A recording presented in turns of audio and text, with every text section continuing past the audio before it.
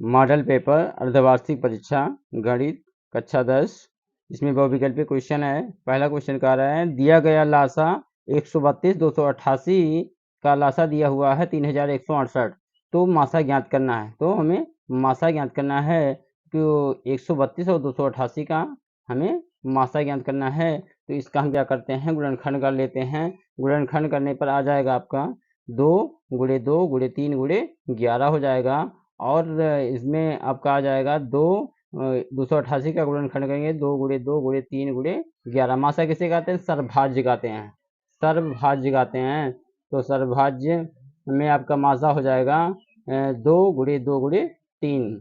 जो दोनों अंकों में 2 अंक या 3 अंक कितनी भी अंक हो, जो गिनती दोनों के सभी गिनतियों में मिलती है उसी को हम मासा कहते हैं। यानी मासा का महत्तम समापवर्तक यानी कि सर्वभाज्य होता है मासा, महत्तम समापवर्तक। ठीक, half common factor yes C F. तो इसमें देखते हैं 2 गुणे 2 गुणे 3 है तो 2 दूनी 4 और 3 12, इसका मासा आ गया 12। जिसमें आपका बहुविकल्पीय में जो दिया हुआ था डी इसमें सही है, डी इसमें सही है। दूसरा क्वेश्चन कह रहा है कि यदि द्विघात समीकरण 3x² माइनस 6x प्लस के इक्वल टू 0 के मूल समान है, के मूल समान है तो के का मान होगा। तो इसमें पहले ए दिया है 3 होगा कि 6 होगा, 9 होगा कि 12 होगा। इसमें दूसरा क्वेश्चन है जैसे मूल समान है तो बी वेक्टर हमारा क्या हो जाता है, b² minus 4ac equal to 0 हो जाता है। समीकरण से हमारा क्या निकल जाएगा, समीकरण से देखते हैं समीकरण में देखिए ए यहाँ पर 3 है और बी हमारा -6 है और सी हमारा के है। तो यही मान लाकर इसमें रख देते हैं वेक्टर में। तो यहाँ पर रखते हैं ए बराबर 3 जो है 3 रखेंगे, बी बराबर -6 रखेंगे और सी बराबर 11 रख दे, सी बराबर के रख देते हैं, सॉरी।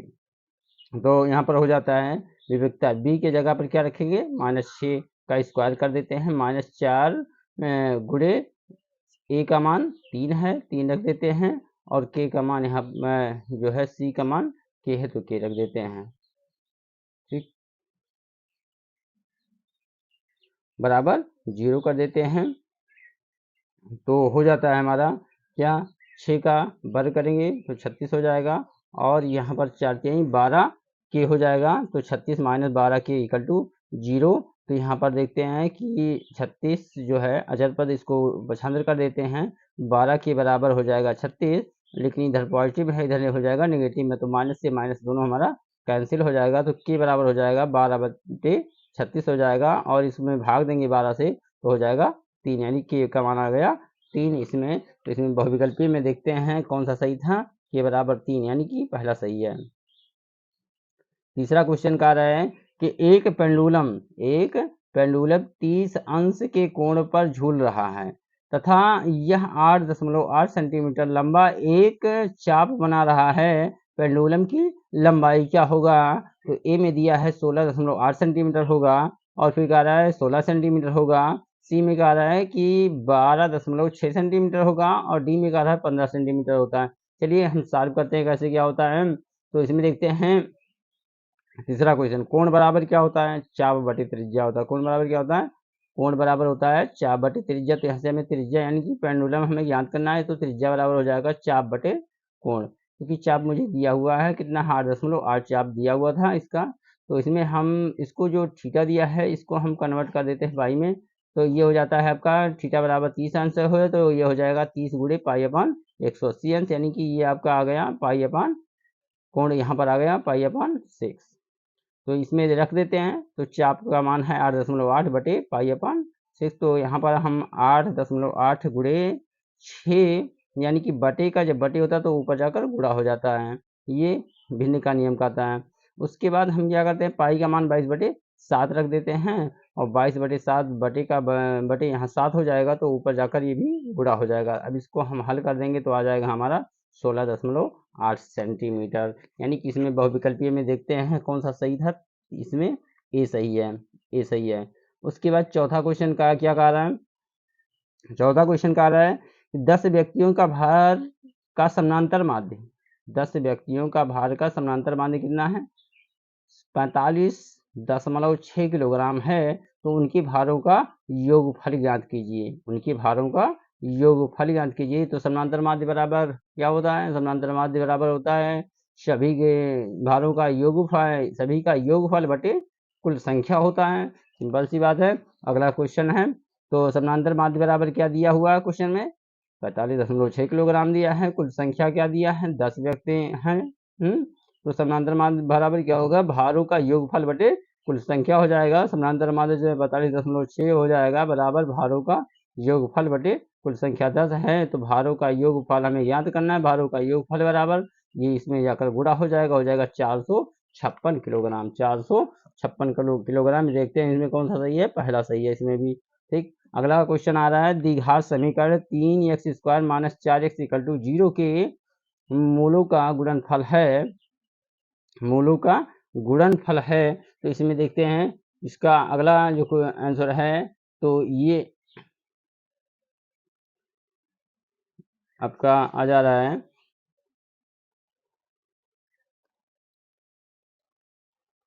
अगला देखते हैं। तो समीकरण से तुलना करने पर क्या होता है?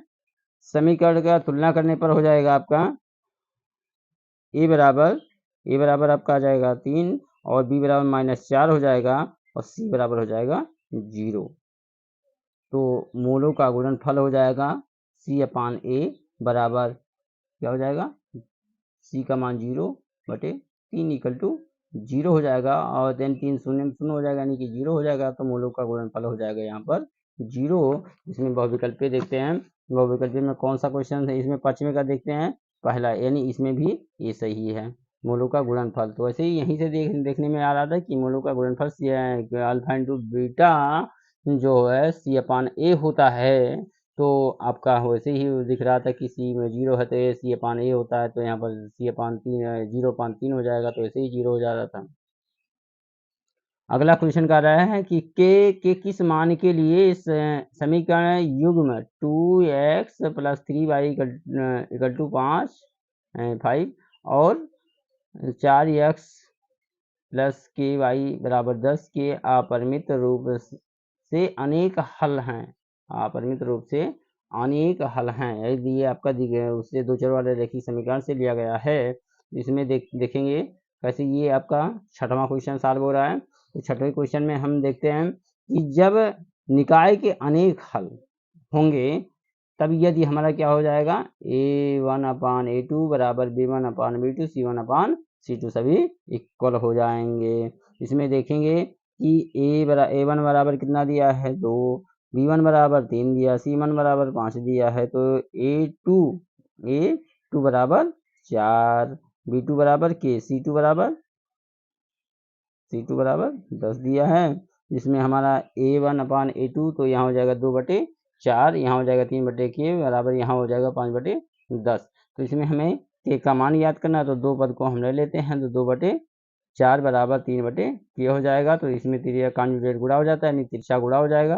तो 2k बराबर हो जाएगा 4 3 12 हो जाएगा। तो k बराबर यहाँ हो जाएगा 12/2, भाग देंगे तो आ जाएगा आपका 6। इसमें भी देखते हैं कौन सा सही है। 6, बी बराबर 6, यानी के का मान आ गया 6। तो के बराबर 6 आपका आ गया है। तो आपका डी सही है। अगला 7वां क्वेश्चन का आ रहा है। 7वां क्वेश्चन, यदि 2 cos 3 थीटा बराबर 1 2 cos 3 थीटा बराबर 1, तो थीटा का बराबर क्या? तो इसमें हमें ज्ञात करना है। तो इसमें देखते हैं, तो cos 3 थीटा बराबर 1 यानी कि इसमें देखते हैं cos 3 थीटा को रोकते हैं और 2 का पक्षांतर कर देते हैं, तो 1/2 हो जाता है। cos 3 थीटा बराबर, यानी cos 3 थीटा बराबर 1/2 हो जाता है। तो cos 3 थीटा बराबर हो जाएगा 1/, कितने अंश का मान होता है? cos कितने अंश का मान होता है? 1/2। तो cos 60 अंश का मान होता है। तो cos से cos कट जाता है, 3 थीटा बराबर 60 अंश। तो हमारा थीटा बराबर क्या हो जाएगा? 60/3। तो भाग देंगे तो हो जाएगा 20 अंश, यानी थीटा का मान आ गया 20 अंश। इसमें भी सी सही है। इसमें कौन सा सही है क्वेश्चन में? सी। देखिए अगला क्वेश्चन है, यदि साइन ए बराबर 4/5 तो tan ए बराबर क्या होगा? तो ये आपका है कौन सा क्वेश्चन? 8वां क्वेश्चन है। 8वां क्वेश्चन में आपको सॉल्व देख रहे हैं। तो आपका ये दिया हुआ साइन ए बराबर 4/5, यानी लंब बटे कर दिया है हमें क्या ज्ञात करना है, आधार नहीं दिया है, नहीं तो ऐसे ही मान रख देते थे। तो आधार बराबर हमारा हो जाएगा अंडर रूट कर्ण का वर्ग माइनस लंब का। तो कर्ण हमारा 5 है, कर्ण हमारा 5 है, तो 5 का वर्ग माइनस 4 का वर्ग हो जाएगा, 25 माइनस 16 हो जाएगा, घटाएंगे तो अंडर रूट 9 हो जाएगा, जिसका वर्गमूल जो है 3 इसका हो जाएगा।